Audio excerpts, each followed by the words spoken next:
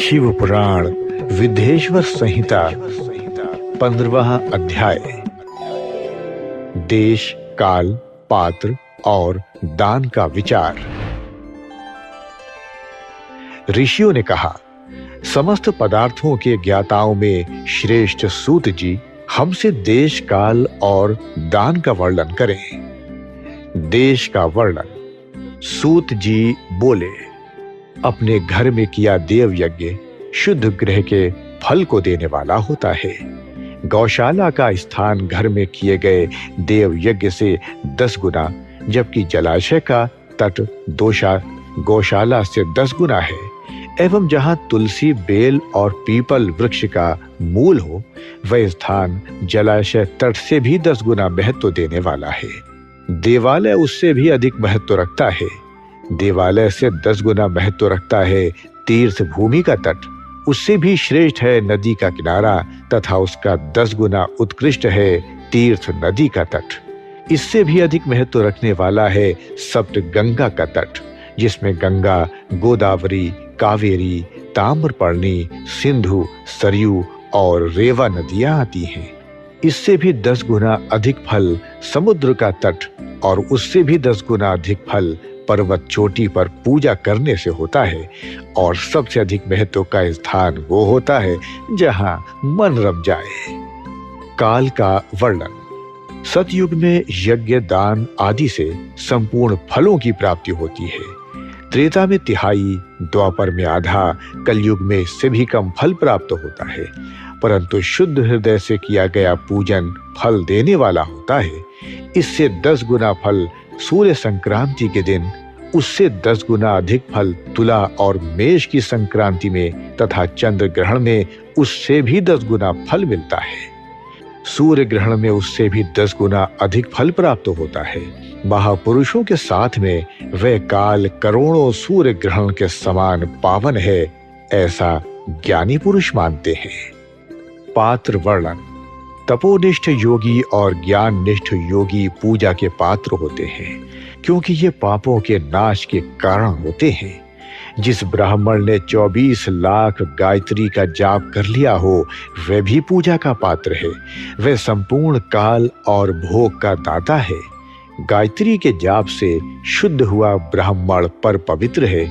इसलिए दान, जाप, होम और पूजा सभी कर्मों के लिए वही शुद्ध पात्र है।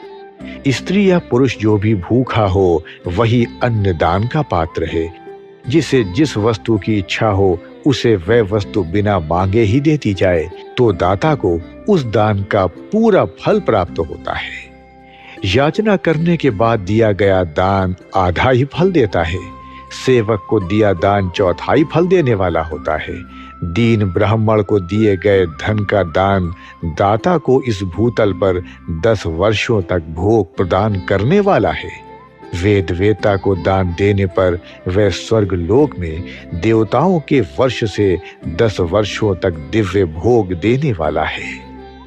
गुरु दक्षिणा में प्राप्त धन शुद्ध द्रव्य कहलाता है। इसका दान संपूर्ण फल देने वाला है। क्षत्रियों का शौर्य से कमाया हुआ, वैश्यों का व्यापार से आया हुआ और शूद्रों का सेवा वृत्ति से प्राप्त किया धन उत्तम द्रव्य है। दान का वर्णन। गो, भूमि, तिल, सुवर्ण, घी, वस्त्र, धान्य, गुड़, चांदी, नमक, कोहड़ा और कन्या नामक 12 वस्तुओं का दान करना चाहिए। गोदान से सभी पापों का निवारण होता है और पुण्य कर्मों की पुष्टि होती है। भूमि का दान परलोक में आश्रय का देने वाला होता है। तिल का दान बल देने वाला तथा मृत्यु का निवारक होता है। सुवर्ण का दान वीर्यदायक और घी का दान पुष्टिकारक होता है। वस्त्र का दान आयु की वृद्धि करता है। धान्य का दान करने से अन्न और धन की समृद्धि होती है। गुड़ का दान मधुर भोजन की प्राप्ति कराता है। चांदी के दान से वीर्य की वृद्धि होती है। लवण के दान से षडस भोजन की प्राप्ति होती है। कोहड़ा या कूष्मांडा के दान को पुष्टिदायक माना जाता है। कन्या का दान आजीवन भोग देने वाला होता है।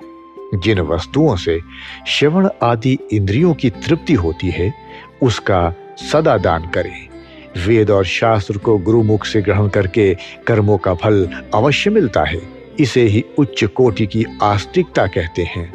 भाई, बंधु अथवा राजा के भय से जो आस्तिकता होती है वह निम्न श्रेणी की होती है। जिस मनुष्य के पास धन का अभाव है वो वाणी और कर्म द्वारा ही पूजन करे। तीर्थ यात्रा और व्रत को शारीरिक पूजन माना जाता है। तपस्या और दान मनुष्य को सदा करने चाहिए।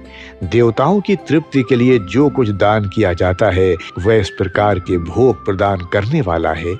इससे इस लोक और परलोक में उत्तम जन्म और सदा सुलभ होने वाला भोग प्राप्त होता है। ईश्वर को सब कुछ समर्पित करने एवं बुद्धि से यज्ञ व दान करने से मोक्ष की प्राप्ति होती है।